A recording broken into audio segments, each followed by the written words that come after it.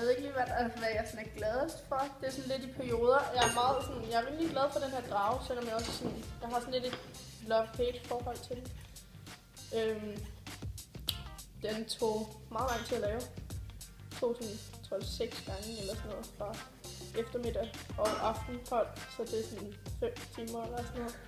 Men jeg blev faktisk rigtig glad for den, da den var færdig.